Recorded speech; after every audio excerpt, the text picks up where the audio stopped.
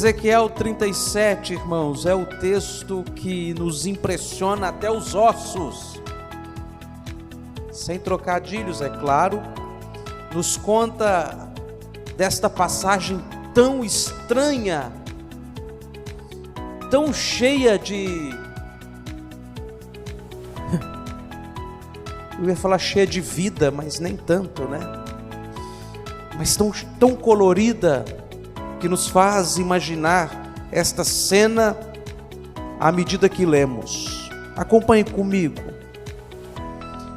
Veio sobre mim a mão do Senhor.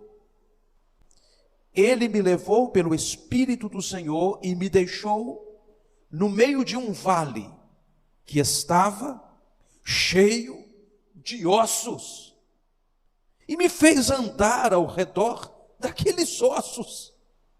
Eram muito numerosos, insepultados, estavam na superfície do vale, e parece que por muito tempo, debaixo do sol, que estavam tão secos. Então me perguntou Deus: filho do homem, esses ossos, por acaso, poderão reviver? Respondi: Senhor Deus, tu sabes. Disse-me ele: profetiza a estes ossos e dize-lhes: ossos secos, ouvi a palavra do Senhor.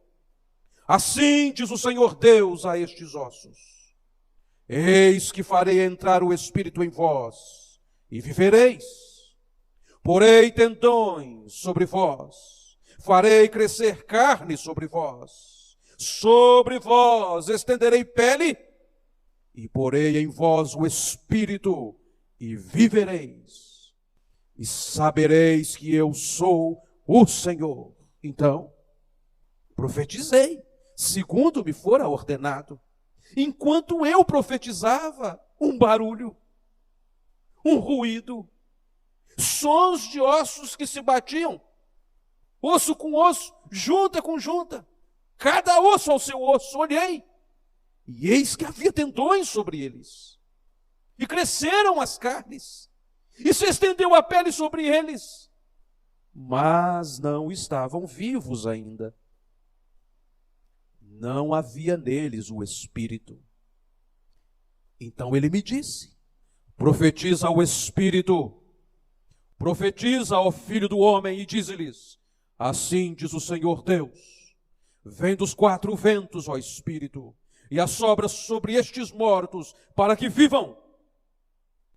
Profetizei como ele me ordenara, e o Espírito entrou neles, e viveram, e se puseram em pé, um exército sobremodo numeroso. Então me disse: filho do homem, estes ossos são toda a casa de Israel. Eis que dizem: os nossos ossos se secaram, e pereceu a nossa esperança, estamos todos exterminados. Portanto, profetiza e dize-lhes: assim diz o Senhor Deus, eis que abrirei a vossa sepultura, e vos farei sair dela, ó meu povo, e vos trarei à terra de Israel. Sabereis que eu sou o Senhor, quando eu abrir a vossa sepultura e vos fizer sair dela, ó povo meu. Porei em vós o meu Espírito, e vivereis, e vos estabelecereis na vossa própria terra. Então sabereis que eu sou o Senhor. Disse isto e o fiz, diz o Senhor. Uau! Vamos orar, irmãos. Pai querido, obrigado, Senhor, por visitar o cemitério de nossa condição, a necrópole, ó Deus, da nossa existência. túmulo de nossa raça e nos dá vida juntamente com Cristo. Nós que estávamos mortos em nossos delitos e pecados, fomos vivificados juntamente com o teu Filho. Pela graça, somos salvos. Isso não vem de nós, é dom do Senhor, para que ninguém se glorie. Nós nos gloriamos em saber que o Senhor é Deus. Fala-nos, Senhor, restaura-nos para Ti. Em nome de Jesus, nós Te imploramos, fala ao nosso coração, inflama as nossas almas para o louvor de Tua glória somente. Amém. Queridos irmãos, a nação de Israel estava no cativeiro babilônico, porque não ouvira a instrução do Senhor, que enviou vários profetas, conclamando ao povo que se arrependesse, que mudasse de direção, mudasse de vida. Mas eles estavam obstinados para desagradar a Deus. O mais grave pecado que fizera com aquela nação livre se tornasse uma nação escrava da Babilônia foi um pecado que aos nossos olhos nem parece assim tão grave. O pecado que a nação de Israel cometeu, que fez com que o Senhor se indignasse contra ela, que fez com que o Senhor enviasse vários profetas pedindo e ordenando que eles consertassem,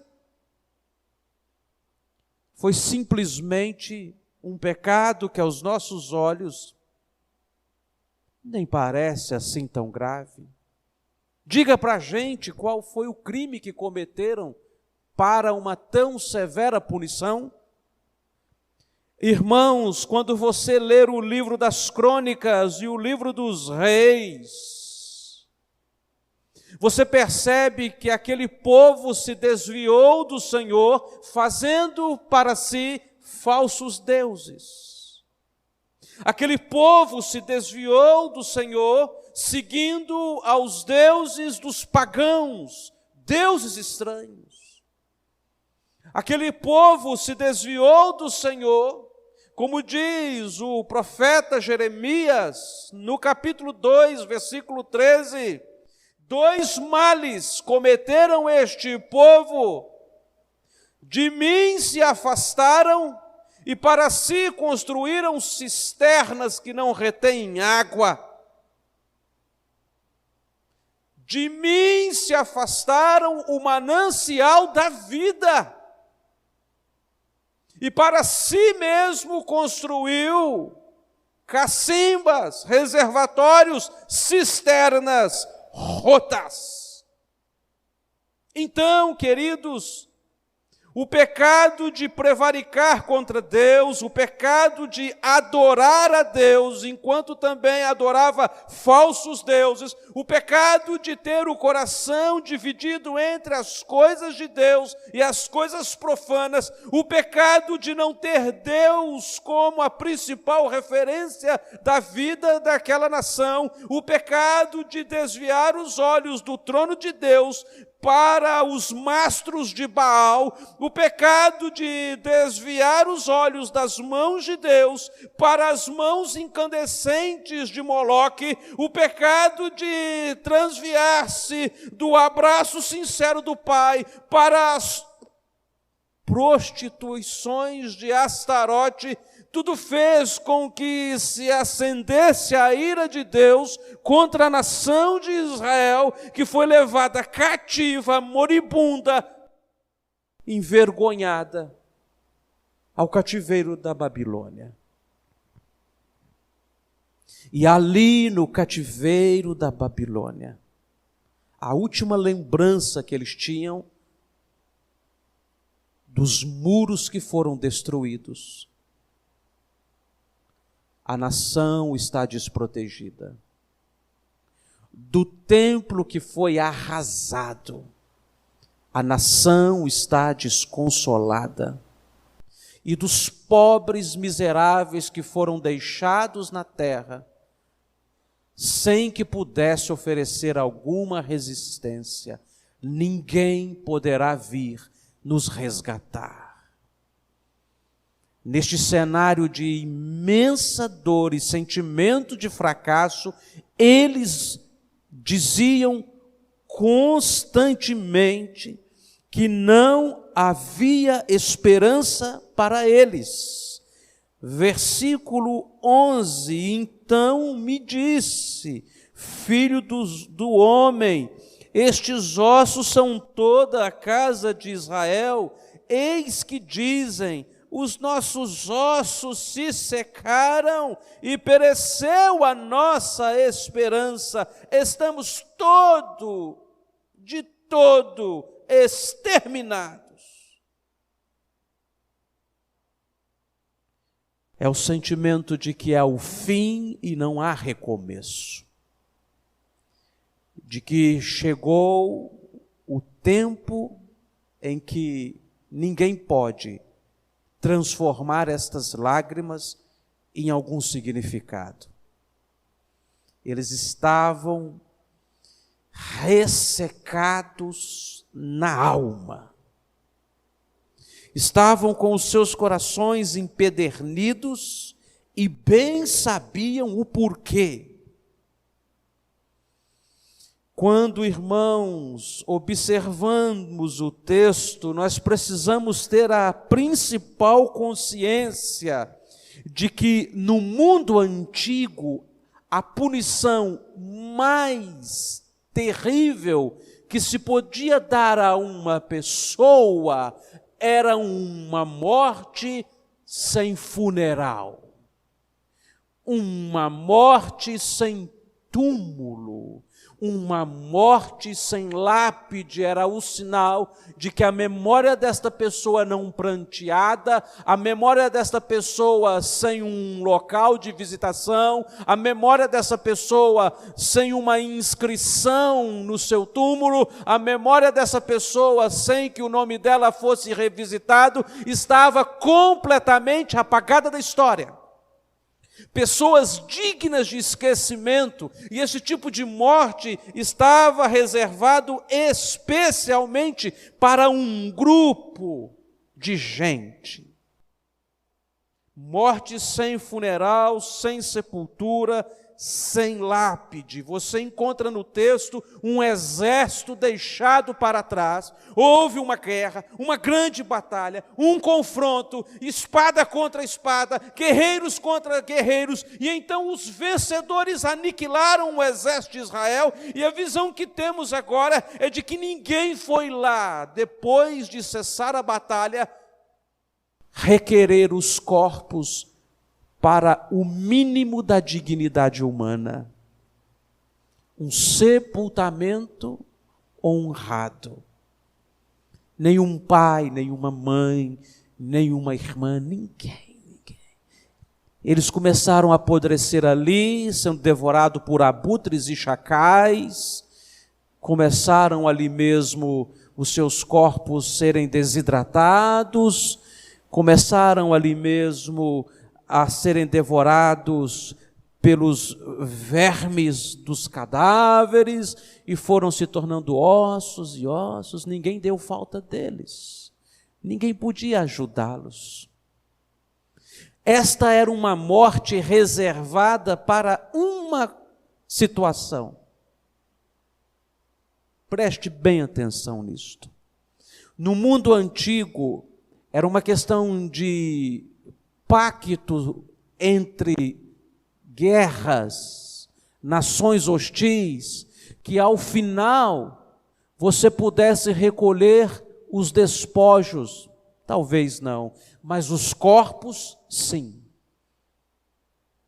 A exceção, tinha uma exceção em que o exército vencedor não deixava que os corpos fossem recolhidos. A exceção é quando o exército arruinado tinha quebrado um pacto. Entramos em guerra, especialmente porque você não foi fiel aos seus compromissos. E então você e eu somos aniquilados, porque não fomos fiéis aos nossos compromissos. O exército vencedor diz assim: ninguém mexa nesses corpos, para que todos saibam o quão indignos eles são. É o contexto.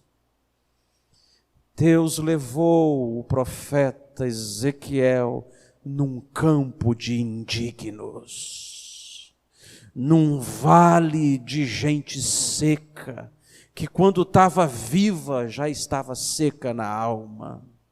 Deus levou o profeta Ezequiel, irmãos, no meio do ranço de quem somos, de gente que não consegue ser fiel ao que acredita, de gente que tropeça aqui e acolá, de gente cheio ou cheia de limitações e falhas, de gente que jamais conseguirá manter-se no pacto por suas próprias forças e pelo tamanho de suas unhas, não conseguirá se segurar, queridos. Eis o cenário, agora um cemitério ao céu aberto abriga todos aqueles que quebraram o pacto com Deus.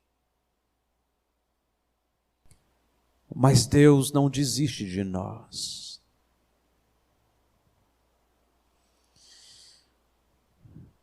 Deus disciplina o filho que ama.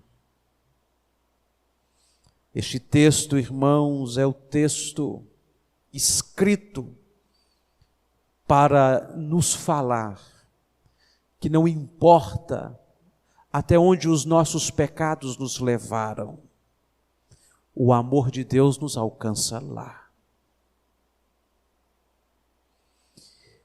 Este texto nos mostra que não importa o quão morto estejamos, o Espírito Santo nos vivifica. Levíticos 26:12 diz: andarei entre vós e serei o vosso Deus, e vós sereis o meu povo. Essa história ilustrava a situação do povo de Deus e nos conta que Deus não desiste do seu povo. O verso 1 e 2 saltam aos nossos olhos, porque foi o Senhor quem levou o profeta àquele cenário de dor para falar de restauração. E isso porque Deus nos ama. Ele nos busca nas nossas sequidões e nas nossas estiagens. O amor percorre o caminho da nossa indiferença.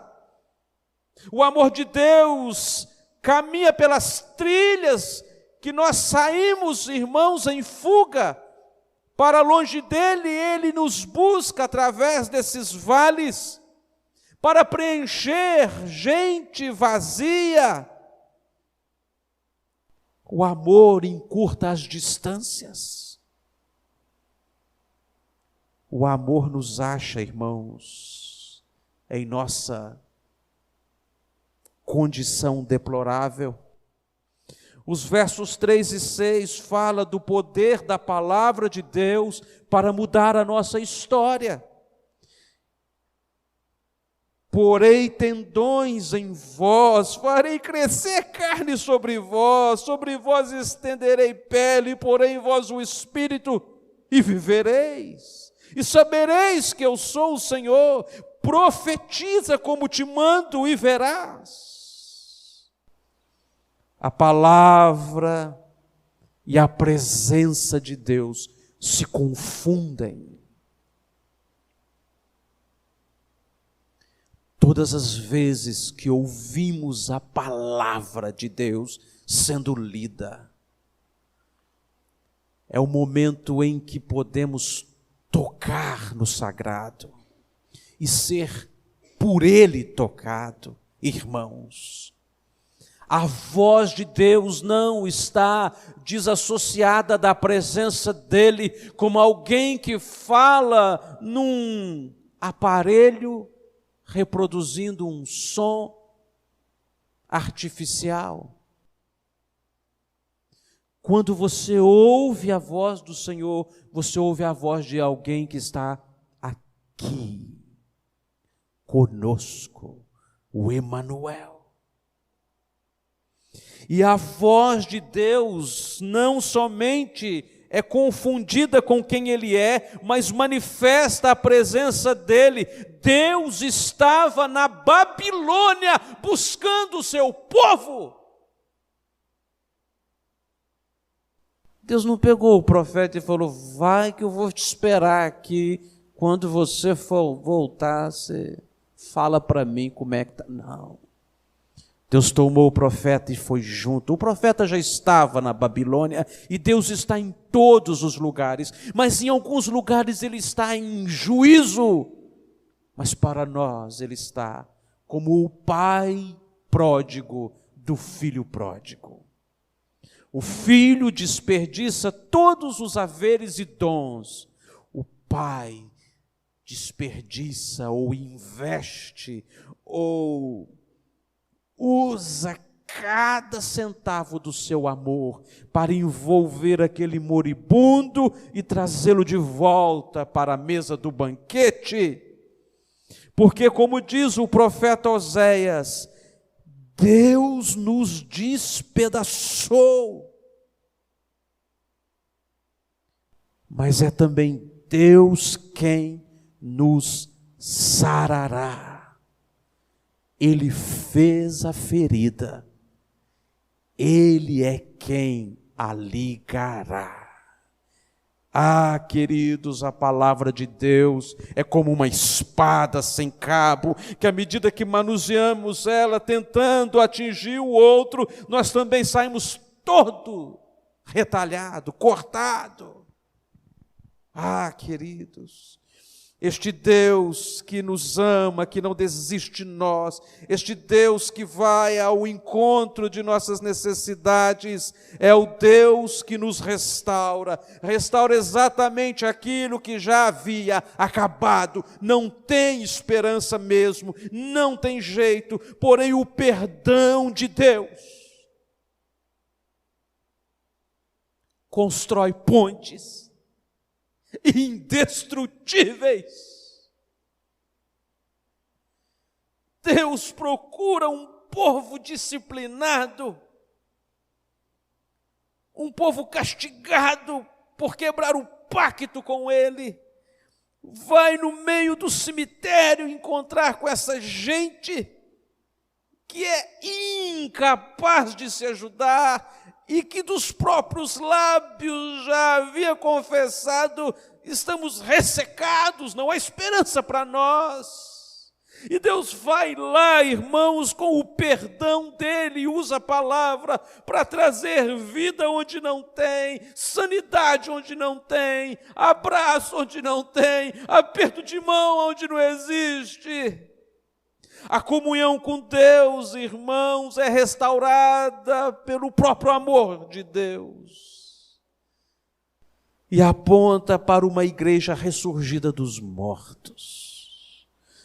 Uau! Um exército incontável, um povo sobrenatural que não tem medo de morrer. Tem sangue nos olhos, só tem medo de morrer por coisas erradas, mas pelo amor a Cristo. E fala-nos de algo extraordinário, que esse povo estava deitado, quando Deus mandou o profeta dizer aquele monte de caco, eles viraram gente deitada no chão. Que cena horrorosa! Centenas de milhares, você podia perder a visão da distância daqueles corpos empilhados, como eles pareciam tão vivos, mas não tinham o Espírito. Então Deus falou: "Ei, fica de pé." Se levantou uma multidão. Que coisa linda! Parece o juízo final, o dia da ressurreição. Ah, meu irmão, que coisa extraordinária! Gente que já estava no pó da terra, agora poder andar de cabeça erguida. Só o perdão de Deus faz.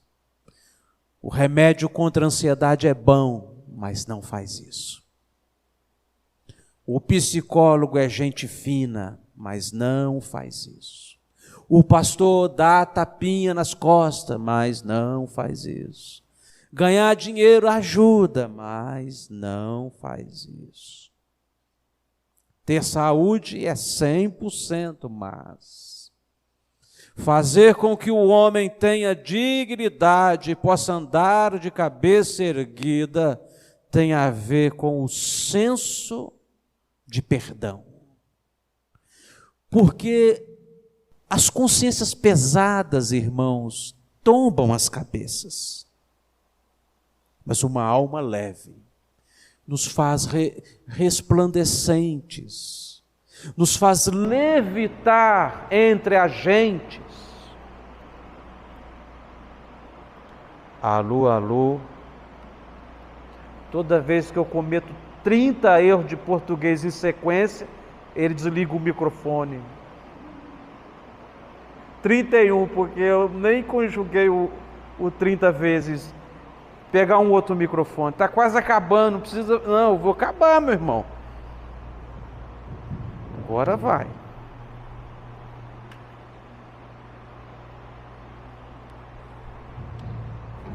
Se você gritasse menos, eu acho que o microfone duraria mais. Onde nós paramos mesmo, irmãos? No primeiro versículo. Vamos? Não, estou brincando.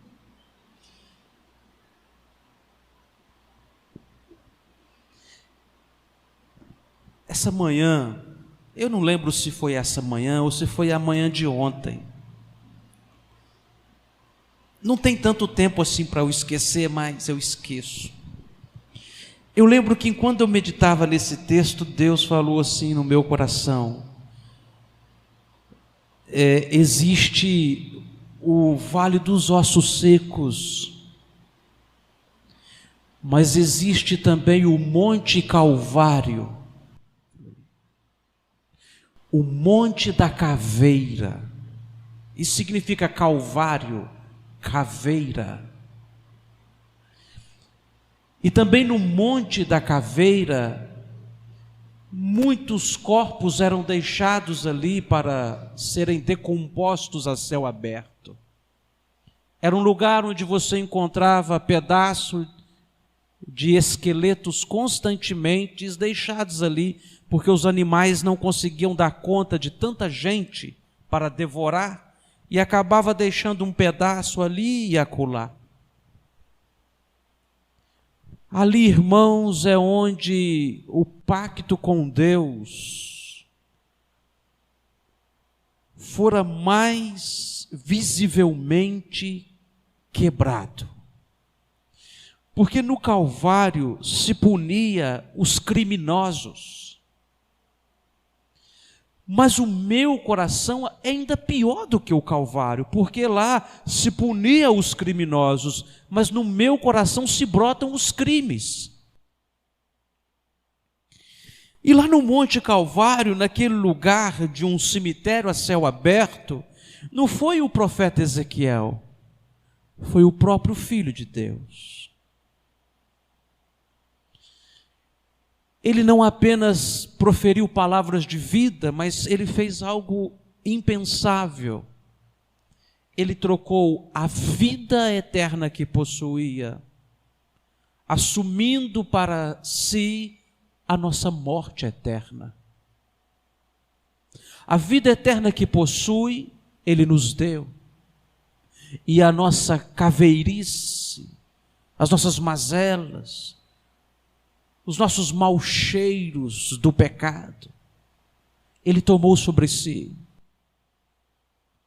Nós não ficamos de pé a partir da visão, irmãos, do vale dos ossos secos, mas nós ficamos de pé a partir da visão do monte dos ossos secos, onde Deus jamais nos abandonaria, onde Deus foi para nos buscar.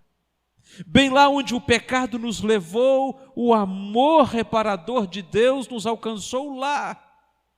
Bem ali naquele vale, naquele monturo de ossos secos, se ergueu uma cruz humilde.